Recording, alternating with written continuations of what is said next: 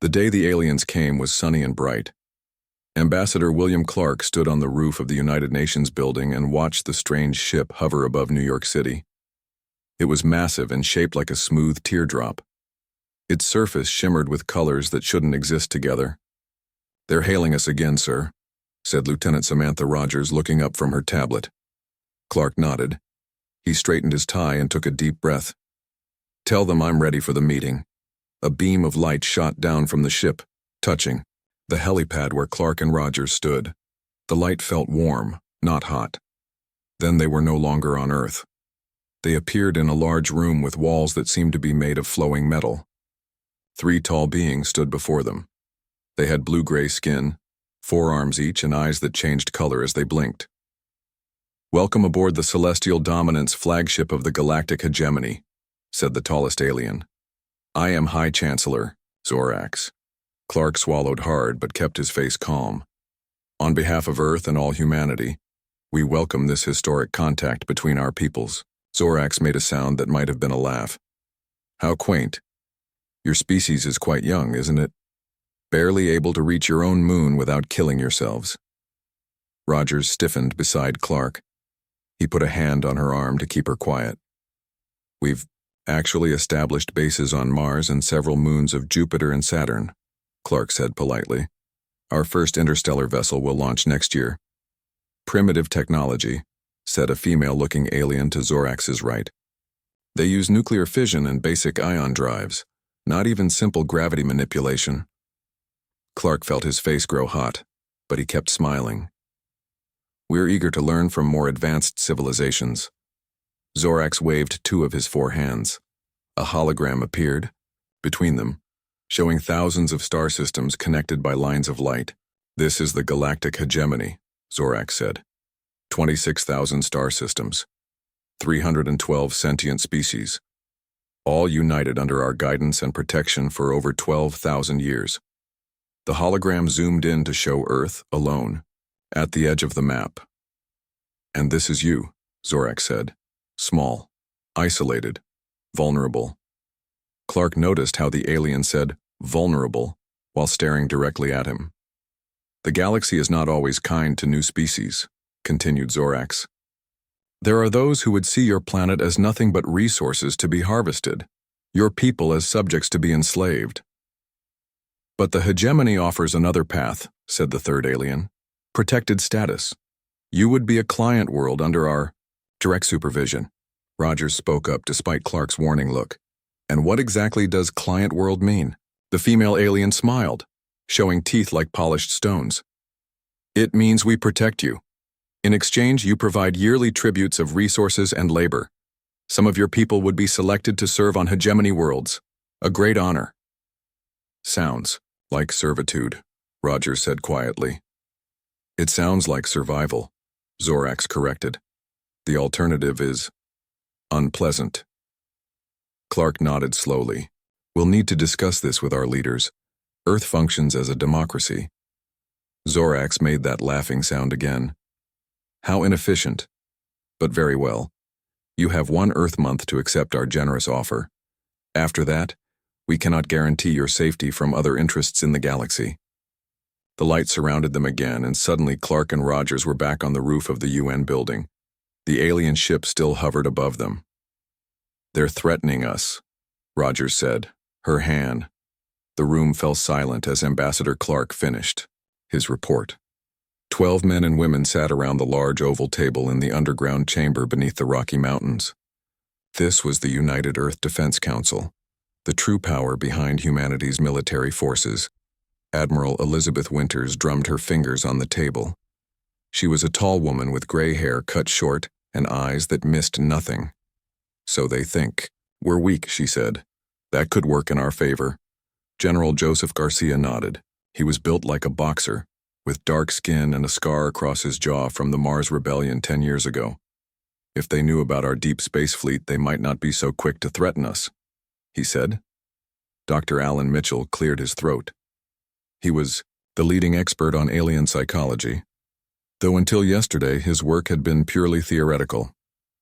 "Based on what Ambassador Clark has told us, the hegemony follows a clear pattern. They identify species they see as primitive, offer protection that is really control, and then slowly drain them of resources and independence.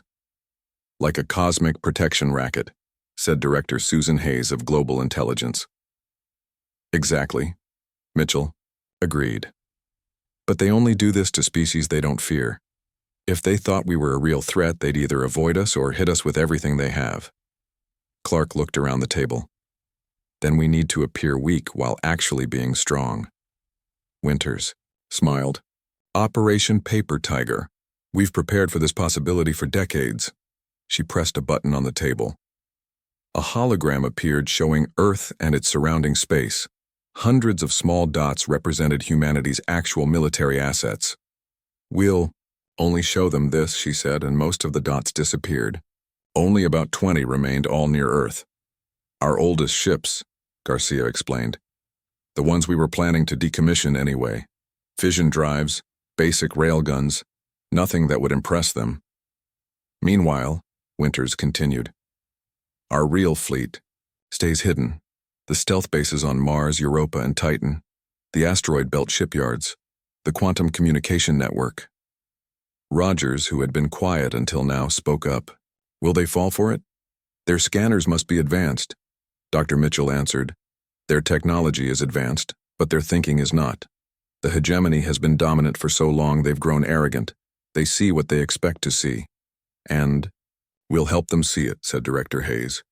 Leaked communications about our desperate defense plans, visible panic among our public officials, a show of our most basic weapons as if they're our best. Garcia looked concerned. This is a dangerous game. If they attack, those old ships won't last long. Real soldiers will die. Winter's face grew hard. I know. But better to sacrifice hundreds now than billions later. The crews of those ships will know the truth. They're buying time for the rest of humanity. The council voted. The decision was unanimous. Operation Paper Tiger would begin immediately. 3 days later, the world watched as humanity's entire space fleet gathered in Earth orbit. 23 ships, all looking worn and outdated. News reports accidentally revealed their capabilities, making sure to emphasize how they were Earth's last line of defense. Deep beneath the lunar surface, Captain Olivia Martinez watched the broadcast. Her real ship, the Valiant, was one of 300 hidden in the massive underground hangar. It carried weapons the hegemony couldn't imagine humans possessing. Will it work? Asked her second-in-command, Frank Daniels. It has to, Martinez said. We've spent 30 years preparing for this moment, ever since we detected their first signals. They think they're the hunters, but they're walking into our trap. On Earth, Ambassador Clark prepared to meet with hegemony representatives again. In his pocket was a data drive containing Earth's official response. A carefully crafted message that would make humanity appear scared, disorganized, and ripe for control. The game had begun. Now they needed the hegemony to make the next move. Yes. Shaking with anger, Clark looked up at the massive ship. Yes. But did you notice what else? They have no idea who we really are or what we're capable of. They think we're primitive and weak. Rogers smiled slowly as she understood. That might be very useful information, sir. Indeed, said Clark. Let's go tell the Defense Council what we've learned. I think we need to show our new friends exactly what they expect to see, a primitive species that poses no threat to them. Click-on. Alien ship rose higher into the sky and vanished with a flash of light. But Clark knew they would be back, and Earth would be ready. 6 months passed. Earth seemed to struggle under the hegemony's demands. Humans sent weak messages asking for more time. They shipped small amounts of iron and copper as goodwill gifts. Ambassador Clark met with hegemony officials and appeared, nervous and afraid. The act was working. On the hegemony command ship, Commander Drex watched Earth through the main viewport. He was young for his rank, eager to prove himself to High Chancellor Zorax. They still haven't agreed to client status, said his second-in-command, Officer Yalen. Drex narrowed his yellow eyes. The High Chancellor grows impatient. These humans waste our time with delays and excuses. Should we give them more time? They seem harmless enough. No. The Council has ordered me to show them the cost of defiance. Prepare the peacekeeping force. 2 days later, 50 hegemony warships jumped into the Sol system. Their engines glowed bright against the blackness of space as they moved toward Earth. Inside Earth's defense headquarters, Admiral Winters watched them approach on the main screen. Right on schedule, she said. They took the bait. General Garcia nodded grimly. Captain Martinez is ready with the decoy fleet. On the bridge of the outdated ship Defiant, Captain Olivia Martinez took a deep breath. Her vessel was 30 years old with weak shields and basic weapons. It wouldn't last long against hegemony technology. Neither would the other 22 ships in her fleet. All ships report ready, Captain, said her communications officer. Remember, your orders, Martinez said to her crew. We fight, we make it look good, then we run, just like in the simulations. Her crew nodded. They all understood their role in the larger plan. The hegemony ships approached Mars orbit. Commander Drex opened a channel to Earth. This is Commander Drex of the Galactic Hegemony. Your time for peaceful agreement has ended. Submit to client status now or face the consequences. Captain Martinez appeared on his screen. She looked scared but tried to sound brave. This is Captain Martinez of the Earth Defense Force. We don't want conflict. Please reconsider. Drex smiled coldly. Your choices have led to this moment. Now you will learn the price of defiance. The hegemony ships opened fire. Their energy weapons cut through space, striking the Earth vessels.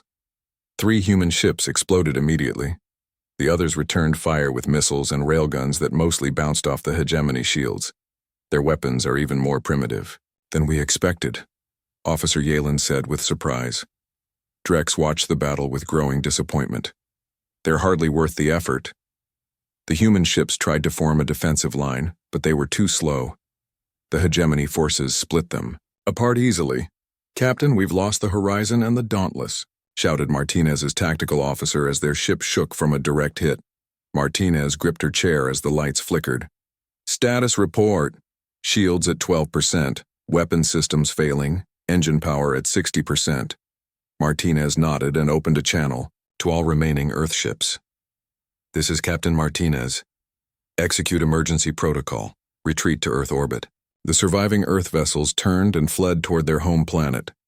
Several more were destroyed during the retreat. By the time they reached Earth orbit, only 9 of the original 23 ships remained. Commander Drex watched them run, with satisfaction. A pathetic defense, he said. Inform High Chancellor Zorax of our victory. Tell him the humans have been taught their lesson. Their remaining ships are damaged and no threat to us. Commander Drex slept well that night. His victory over the humans had been easy. Too easy, perhaps, but he didn't question it. The High Chancellor had praised him. Soon he would accept Earth's surrender and add another world to the hegemony. Morning came, but Earth did not surrender. No response to our demands, Officer Yalen reported. They've shut down all communications. Drex frowned. Move the fleet toward Earth. We'll show them we're serious. The 50 hegemony ships moved closer to the blue planet. The 9 remaining human vessels hung in orbit, damaged and silent. They're not even trying to get away, Yalen said. Drex felt a small twist of worry in his stomach. Something wasn't right. Scan the planet, he ordered. Look for any sign of... Alarms blared across the command deck. Yalen's eyes widened. Energy spikes, multiple locations, Mars, Europa, Titan. Drex rushed to the viewport. At first, he saw nothing. Then, on the surface of Mars, huge doors began to open. They had been hidden under what looked like natural terrain. Similar doors opened on Jupiter's moon Europa and Saturn's moon Titan. What is this? Drex whispered. Ships emerged from the openings. Not old, weak vessels like the ones they had fought yesterday. These were sleek, advanced warships, hundreds of them. On the bridge of the battleship Retribution, Captain Ryan Peterson watched the hegemony fleet through his viewport. They've spotted us, said his second-in-command, Lisa Ward. Peterson nodded. Good. Admiral Winters, this is Captain Peterson. The hidden fleet is launched, awaiting your orders. Admiral Winters' voice came through clearly. Execute Operation Phoenix. Show them what humanity can really do. Yes, ma'am. Peterson turned to his weapons officer. Deploy quantum shields. Prepare gravitational disruptors. Launch drone swarms. The Earth ships lit up with energy fields unlike anything the hegemony had seen from humans before. Smaller craft poured from their launch bays. Not simple fighters, but AI-guided drones that moved in perfect coordination. On the hegemony command ship, Drex stared in shock. Impossible, he said. Their technology, it's not what we were told. Sir, Yalen said, voice shaking, the human ships have us surrounded. It was true. While they had been focused on the forces from Mars and the moons, more ships had appeared from behind Earth's moon and from what looked like invisible hangars in the asteroid belt. Open fire, Drex ordered. Call for reinforcements. But when the hegemony ships fired, their weapons couldn't penetrate the strange shields around the human vessels. And when they tried to call for help, they found their communications blocked. Captain Peterson's voice came through on all hegemony channels. This is Captain Ryan Peterson of the Earth Defense Force. Your vessels are surrounded and outgunned. Power down your weapons and prepare to be boarded. Drex slammed his fist on the console. Never. The hegemony does not surrender. Then you leave us no choice. The human ships fired. Not with simple energy beams or projectiles, but with weapons that distorted gravity itself. Hegemony shields failed. Their ships began to break apart.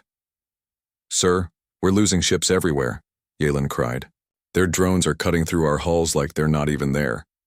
Drex saw his mighty fleet crumbling. 40 years of service to the hegemony, and now this.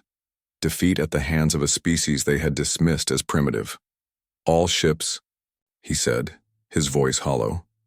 Stand down. I repeat, stand down. Within an hour, the battle was over. Of the 50 hegemony ships, 32 were destroyed. The rest, including Drex's command vessel, were captured. Earth forces took Drex to a holding cell. Through the viewport, he could see more human ships arriving from hidden bases. There seemed to be no end to them. A human officer entered his cell. Commander Drex, I'm Major Diana Scott. Admiral Winters would like to speak with you. About what? Drex asked bitterly. Scott smiled. About showing you the rest of our fleet. Should we pursue and finish them? Asked Yalen. No need. They're broken. We'll give them 1 day to accept client status before we approach Earth. They'll surrender now that they've seen our power.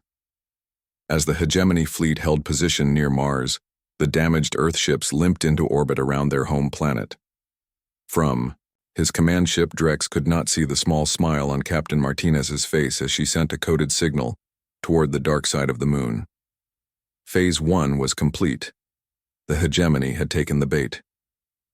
Major Diana Scott led Commander Drex through long corridors inside what appeared to be a massive space station. Drex had never seen this station on any scans of Earth space. It was as if it had been invisible until now. Where are we? He asked. Command. Station Alpha, Scott replied. It's been here for 15 years. Drex's 4 eyes blinked in confusion. Impossible. We've been watching your system for decades, Scott smiled. Your technology isn't as advanced as you think. They entered a large room with windows looking out into space. Admiral Winters stood at the center studying holographic displays of the battle aftermath. Commander Drex, she said without looking up. Welcome to the real Earth Defense Force. Drex tried to hide how impressed he was. You deceived us. Yes. And you fell for it completely. Winters pressed a button, and the room darkened. A large screen lit up showing different locations across the solar system. Drex saw massive shipyards in the asteroid belt, underground factories on the moon, huge hangars beneath Earth's oceans. This is just some of our military production capacity, Winters said. What you faced yesterday was our reserve fleet. Old ships we were planning to scrap anyway. You sacrificed your own people, Drex said. Hundreds died in those ships. Winters' face hardened. Every crew member volunteered. They knew what was at stake, and their sacrifice let us see how your weapons work, your tactics, your weaknesses. Major Scott handed Drex a data tablet. It showed information about Earth's true military size. The ships you've seen represent less than 5% of our full capacity, Scott explained. Drex nearly dropped the tablet. This can't be accurate. You're a single planet. How could you build all this in secret? We've had help, Winters said. Not all species in the galaxy appreciate the hegemony's version of protection. Some have been sharing technology with us for quite some time. Another screen showed footage of human scout ships exploring nearby star systems. The dates on the recordings went back 20 years. But we monitored your communication signals, Drex protested. We watched your development. You were arguing about basic space travel just 40 years ago. Scott laughed. Public channels. A show for anyone listening. Meanwhile, we developed quantum communications that can't be detected by conventional means. Admiral Winters stepped closer to Drex. Here's what happens next. You will return to the hegemony with a message. Earth is not accepting client status. Earth is not negotiating. The hegemony will recognize us as a sovereign power, or we will demonstrate more of our capabilities. Drex felt cold. The High Chancellor won't believe this. That's why we're sending proof, Scott said, handing him another data drive, and why we're letting 18 of your ships return home. Their crews have seen enough to confirm your report. 2 guards escorted Drex back to a shuttle that would take him to his repaired command ship. Before he left, Admiral Winters had one final message. Tell your leaders that what you saw today is just the beginning. If the hegemony wants war, we will give them war. But they should know that no empire in history has survived thinking they were stronger than they actually were. As Drex's shuttle departed, he looked back at Earth. He had come expecting to find a primitive world ready for conquest. Instead, he had discovered a sleeping giant that had been waiting for this moment. On the command station, Admiral Winters watched the hegemony ships leave. Ambassador Clark stood beside her. Will they attack again? He asked. Possibly, she replied. But now they'll be afraid. And fear my High Chancellor Zorax could not believe what he was seeing. The great council chamber of the hegemony was in chaos. Council members shouted over each other. Some demanded immediate military action against Earth.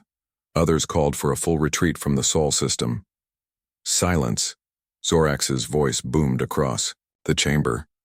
The noise died down, but the fear remained on every face. Commander Drex stood in the center of the room. He had just finished showing the recordings from Earth.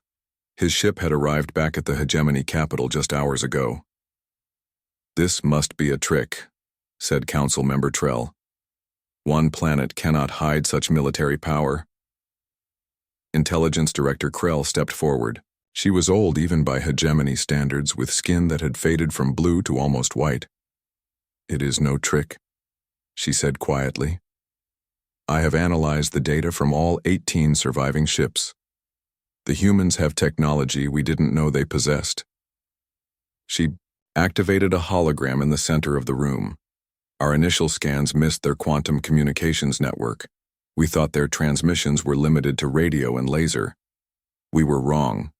The hologram showed the Sol system, then expanded to nearby stars. We believed humans were confined to their home system, but their scout ships have been exploring these 12 star systems for years. Using stealth technology, we couldn't detect. Council member stood up. How is this possible? We are the hegemony. We have ruled the galaxy for 12,000 years. Krell's voice was bitter.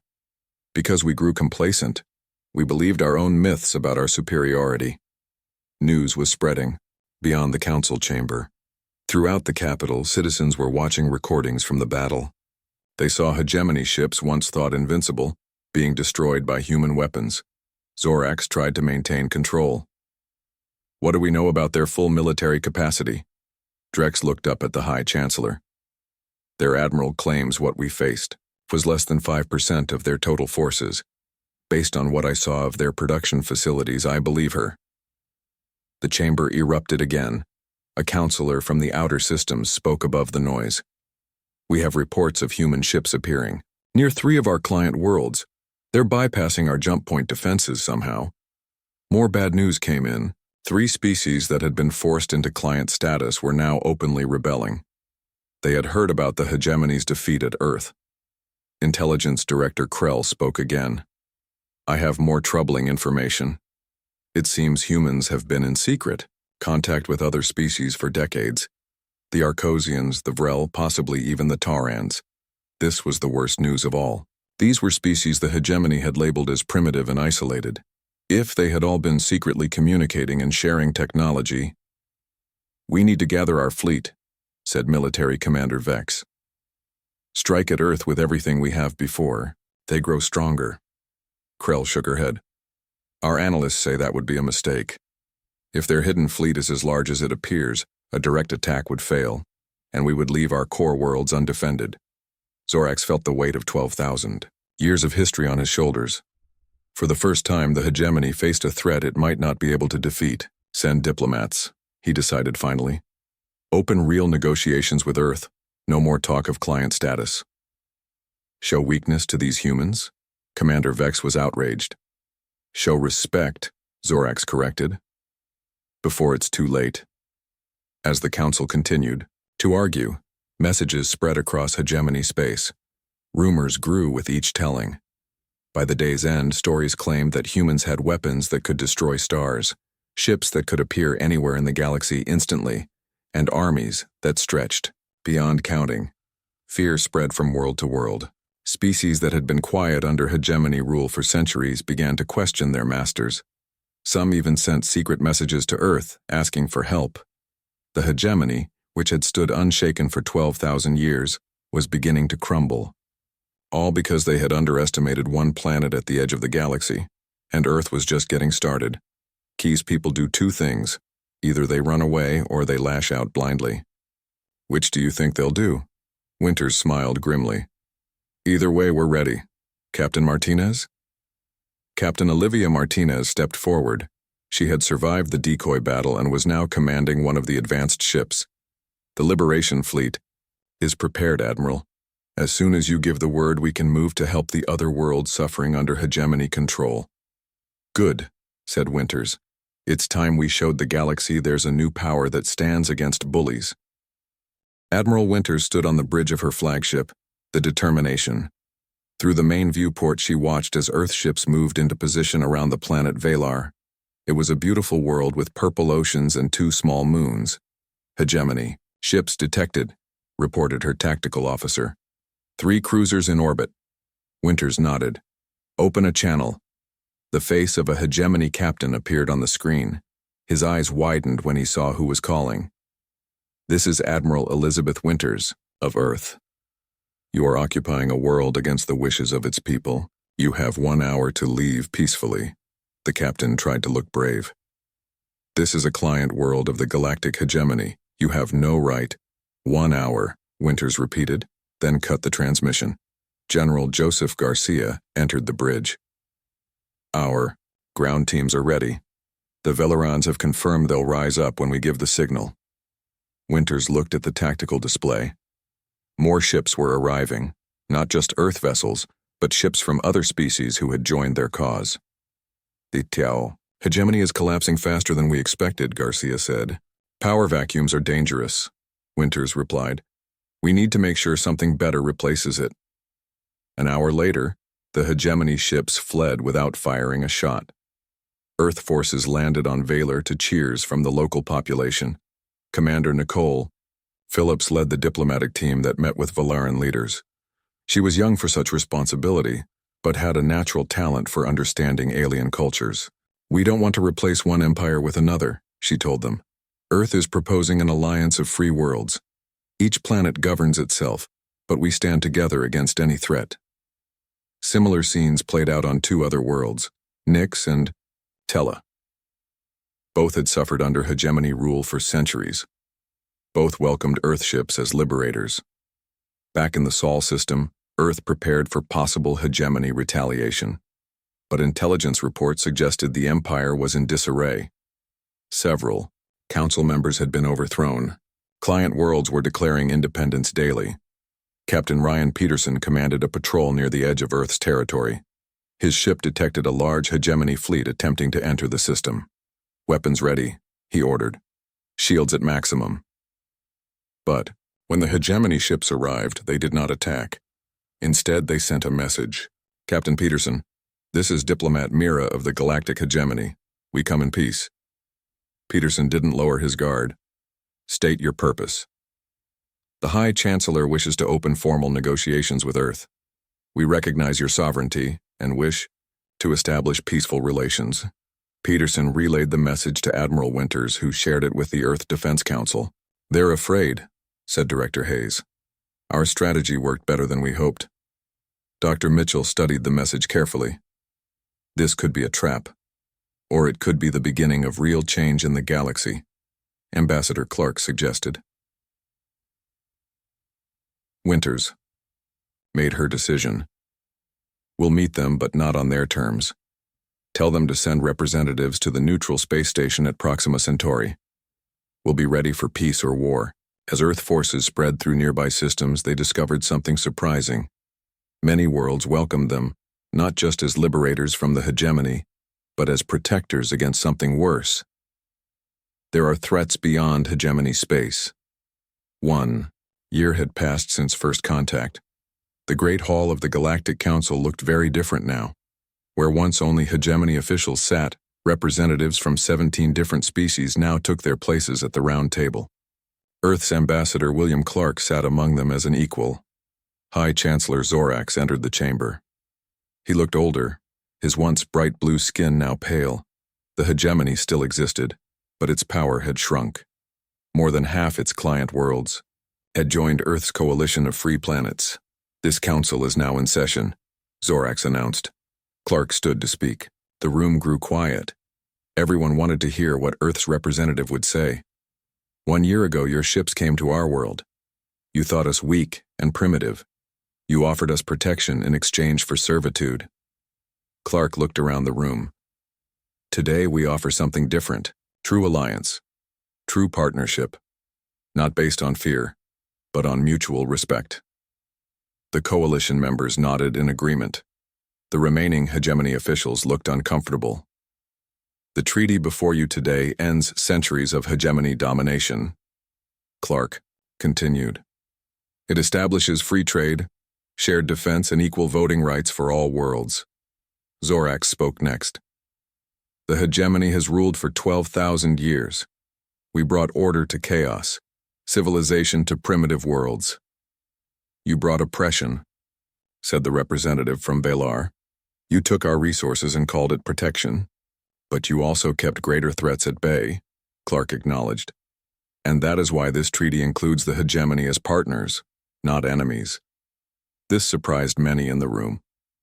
Over the past year, Earth forces had revealed ancient defense stations at the edges of known space.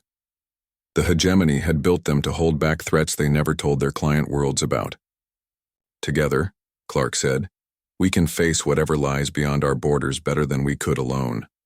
After hours of debate, the treaty was signed. The galaxy would never be the same again. Later that day, Admiral Winters and General Garcia stood on the observation deck of Earth's massive orbital headquarters. Below them stretched kilometers of shipyards and docking bays. Hundreds of vessels moved between Earth and the Moon. The Galactic Defense Force is coming together well, Garcia said. 17 species contributing ships and troops. Winters nodded. And technology. The Valeran's shield advancements combined with our drone systems have produced some impressive results. Through the viewport, they could see Earth's fleet. Ships of all sizes filled near Earth space. But it was only a fraction of humanity's true forces. Most remained hidden in bases throughout the solar system and beyond. Do you think we'll need them? Garcia asked. The hidden fleets? I hope not, Winters replied. But if these ancient enemies are real, I'm glad we kept our full strength. Secret. A young officer approached them with a data pad. Admiral, the deep space sensors have detected something unusual beyond the Kuiper Belt. Possibly a ship, but like nothing we've seen before. Winters took the pad and studied it. Alert. Command. Bring defense systems to standby and contact our new allies. Let's see what they know about this. As the officer hurried away, Garcia looked out at the visible portion of Earth's fleet. "Good thing the hegemony backed down," he said quietly. "They still have no idea what we're truly capable of." Winters smiled grimly. "And let's hope we never have to show them, or whatever's out there beyond known space." As night fell over Earth, its people went about their lives mostly unaware of how much had changed. In just 1 year, humanity had gone from an isolated species to a major galactic power. They had faced their first alien threat and emerged victorious, not just through strength of arms, but through clever strategy and deception. And no matter what came next from the depths of space, Earth would be ready. The full extent of human determination and ingenuity remained their greatest hidden weapon. The Anixian Elder told Commander Phillips, "Ancient enemies they've been holding back. Without the hegemony's fleets, those enemies might return." Phillips sent this information to Admiral Winters immediately. Earth had won its freedom and was helping others do the same. But in tearing down one enemy, had they exposed the galaxy to greater dangers? On her flagship, Winters watched the reports coming in from all sectors. The hegemony was falling, Earth was rising, and the galaxy was changing in ways no one could have predicted. "Send word to Earth," she told her communications officer. "Tell them to speed up production. This isn't over yet. The true test of humanity was just beginning."